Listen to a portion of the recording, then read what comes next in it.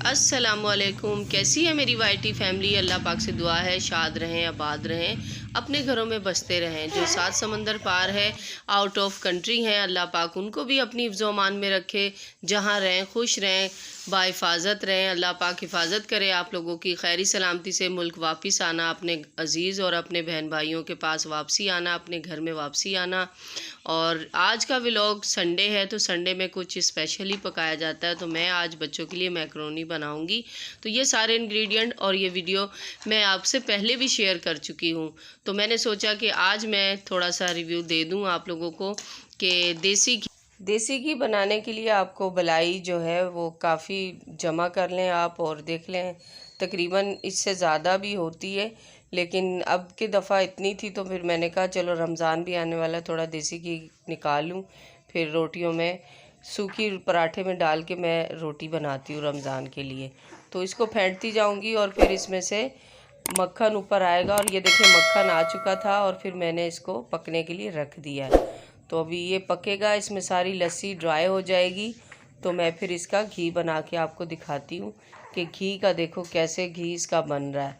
और माशाल्लाह घर का अच्छा खासा इससे फ़ायदा है आपको, आपकी हड्डियाँ भी मज़बूत रहती है। देसी घी बच्चों को भी दें, खुद भी खाएं, तो कोई मुश्किल काम नहीं है। और ये कि आपको थोड़ी मेहनत करनी पड़ती है। मक्खन मैंने पानी में 2 बार डाला था और फिर निकाला था। ये फिर बाद में फिर भी लस्सी थोड़ी बहुत रह ही जाती है। और फिर देखें ये सारा पानी जो है वो सारा ड्राई हो जाएगा और फिर इसका हम घी आपको दिखाएंगे। घी फिर मैंने फ्रिज में रख दिया था, मैं अभी आपको जी ये देख लें आप, ये देसी घी निकल चुका था, फिर मैंने इसको फ्रिज में रखा है। तो 1-2 घंटे के बाद कुछ इस तरह से कंडीशन हो गई है इसकी। और अब रूटीन हमारे घर की देखो, काम कर लिया मैंने, सारे कमरे की सफाई वगैरह कर ली। फिर बच्चे आ जाएंगे पढ़ने के लिए और कॉपीज़ पे काम भी दे दिया मैंने। और साफ़ सुथरा घर रखना चाहिए। और अब ये तो हमारी इतवार की रूटीन है। और फिर जब बच्चों ने आना है तो फिर बच्चों को कॉपियों पे काम तो चाहिए।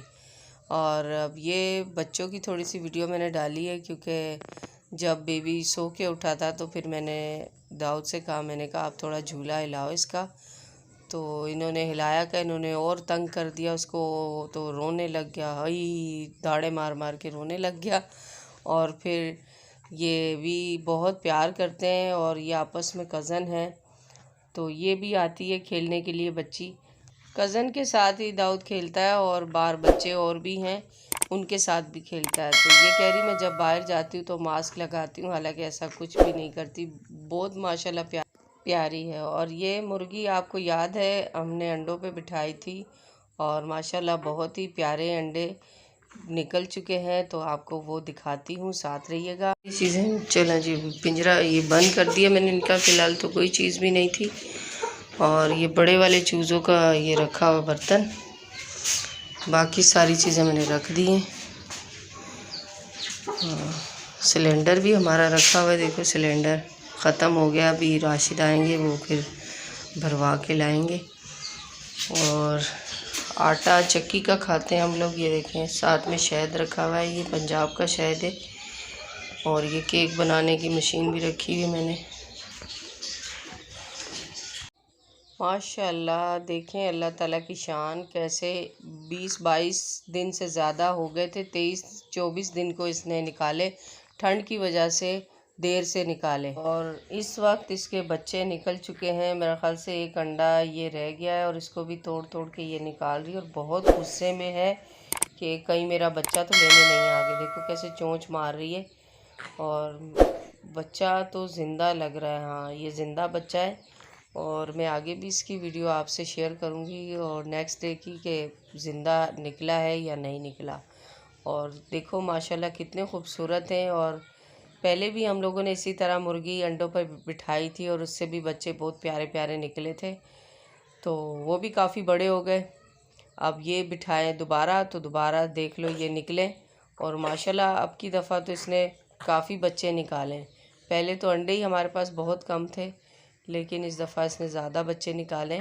और हर बच्चा एक दूसरे से मुख्तलिफ है और प्यारा है। और अब देखते हैं कि मुर्गी उधर की तरफ कर रही है कितनी चला के कि उधर खा लो इधर ये अंडा छोड़ दें कि इसको नोचने लग गए थे ना सारे, तो मुर्गी ने उस तरफ आवाज़ निकाली, बच्चे सारे उधर चले गए। काफ़ी ज़ख्मी लग रहा है, मुझे लग रहा है कि शायद बच्चा मर तो नहीं गया ये अंडे के अंदर, लेकिन सांस तो चल रही है इसकी, ये देखें हिल रहा है ये। तो अब ऐसा करते हैं कि मुर्गी को बिठा देते हैं वापसी। अब ये सिर्फ़ एक ही अंडा रह गया, बाकी सब बच्चे निकल गए। तो अब फिर देखते हैं कि नेक्स्ट डे मुर्गी कहाँ तक बच्चे को निकाल पाई है। तो ये देखें अब बैठ रही है ये अपने अंडे के ऊपर, और मैं इसको हाथ की मदद से ही बिठा रही हूँ कि इसको भी जल्दी से ये बच्चा आसानी से निकाल ले। और इतनी ठंड थी ना जिस वक्त इसने बच्चे अपने निकाले, तकरीबन 10-15 दिन पहले, और अब तो मौसम नॉर्मल है। सफ़र वाले बैग में मैं इसके कपड़े रखती हूँ। फ़िलहाल तो कोई चीज़ नहीं थी, तो इसलिए इसके कपड़े इसमें रखें ताकि बिखरे ना। बिस्मिल्लाह बिस्मिल्लाह। ये रही मुर्गी।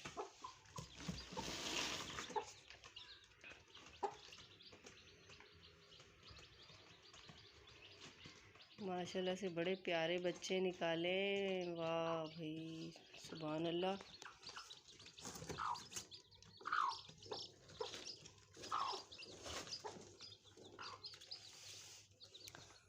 तो देखते हैं, माशाल्लाह एक बच्चा अभी भी बैठा हुआ है नीचे, मेरे ख्याल से ये अभी अभी निकला होगा। ये वही बच्चा है जो मैंने अभी आप लोगों को दिखाया था एक दिन पहले, और ये चल नहीं पा रहा, और पहले की वीडियो बनी हुई है तो मैंने सोचा कि शेयर कर दूँ सारी वीडियो। फिर उसके बाद ये दूसरे शाम तक तो बेचारा ये कुछ खाया पिया नहीं था इसने, और माँ ने देखो इसको अपनी परों की गरमाइश से इसको ठीक तो कर दिया, लेकिन ये कि ये कुछ खा पी नहीं रहा और चल नहीं पा रहा ना। तो चलेगा तो खाएगा ना ये, अब ये चल ही नहीं रहा है और वीक भी बहुत है। और इसके ऊपर मुर्गी बैठ नहीं रही थी, उसका रीज़न ये मुझे पता चला कि इसको हम लोगों ने इसके अंडे को हाथ लगाया था, और ये समझ रही थी कि ये अंडा किसी और का है। जानवर जो है वो इस तरह का सलूक करते हैं, लेकिन आजकल लोगों के अपने घरों के अंदर यही माहौल चल रहा होता है। लोगों के जो सुतीले बच्चे होते हैं उनके साथ कैसा सलूक होता है, जो अपने बच्चे होते हैं उनके साथ कैसा सलूक होता है। तो ये बेज़बान है, इसको तो इल्म नहीं है, लेकिन इंसान को अल्लाह ताला ने शऊर दिया है।